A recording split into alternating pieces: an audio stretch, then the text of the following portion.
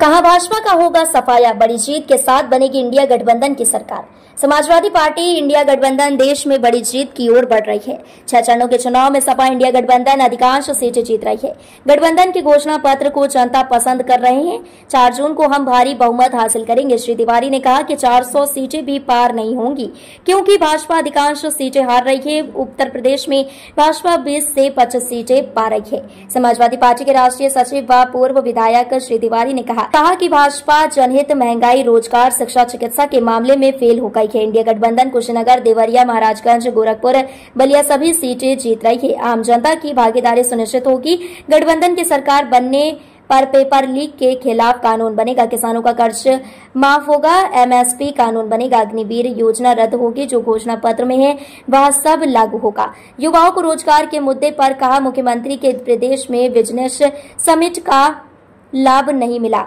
वर्ग विशेष को निशाना बनाया जा रहा है और भेद के साथ वर्ग विशेष को लाभ दिया जा रहा है। कहा, देश से सपा इंडिया गठबंधन की जीत पक्की है और सरकार बनने जा रही है।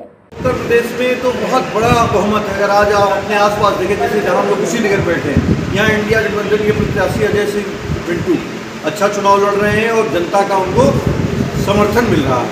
और आपके बगल में अभी देवरिया में जो प्रत्याशी वो भी बेहतर लड़ रहे हैं। गोरखपुर के प्रत्याशी बेहतर लड़ रहे हैं। बांसगांव में प्रत्याशी बेहतर लड़ रहे हैं। बलिया में बहुत बेहतर चुनाव हो रहा है। तो 7वें चरण में तो ऐसा लगता है कि अधिकांश सीटें इंडिया गठबंधन जीतने जा रही है।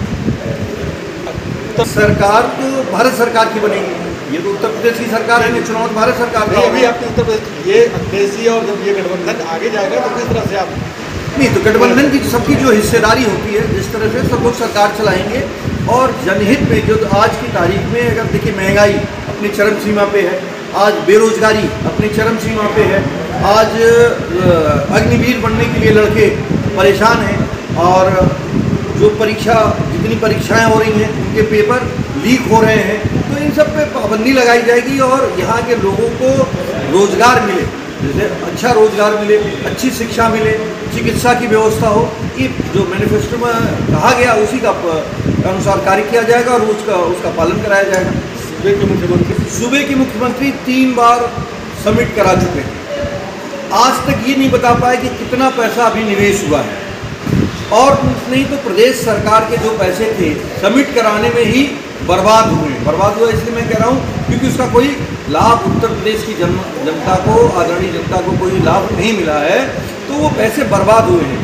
और जहाँ तक गुंडे माफिया की बात कर रहे हैं, जिसके ऊपर अगर 1 दर्जन से ऊपर मुकदमे हो वो माफिया या गुंडा है, ये तो जनता को फैसला करना पड़ेगा, या जिसके ऊपर एक भी मुकदमे न हो वो गुंडा माफिया है।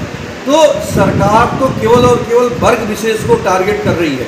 अगर 2014 से 17 से जब सरकार आई है, अब विवेक तिवारी से लेकर घनश्याम तिवारी तक अगर जिस तो देखिए सब जगह वर्ग विशेष के लोगों की हत्याएं हो रही हैं और उस पर सरकार साइलेंट है। सरकार कुछ भी बोलने का काम नहीं कर रही है। सरकार वर्ग विशेष को अपराधी बता रही है और वर्ग विशेष को सर्टिफिकेट देने का काम कर रही है और इस तरह कभी उत्तर प्रदेश में हुआ नहीं था। इसको उत्तर प्रदेश की जनता माफ नहीं करेगी। तो आपके एक नेता हैं नारद राय जी, देखिए राजनीति में कौन कहाँ सबके अपने अपने इंटरेस्ट हैं। हर इंटरेस्ट पे कौन कहाँ बोल जाता है और इस तरह के लोग आते और जाते रहते हैं। उसका कोई पार्टी पे विशेष प्रभाव नहीं पड़ता है क्योंकि पार्टी है, बड़ी चीज़ है। हर लोगों को एक साथ संतुष्ट नहीं कर सकते हैं। हम 80 लोगों को ही चुनाव लड़ा सकते हैं, हम 180 तो लड़ा नहीं सकते हैं। उसमें पार्टी के साथ लोगों को कोऑर्डिनेट करना चाहिए और इस तरह की बातें होती रहती है, सामान्य स्थिति।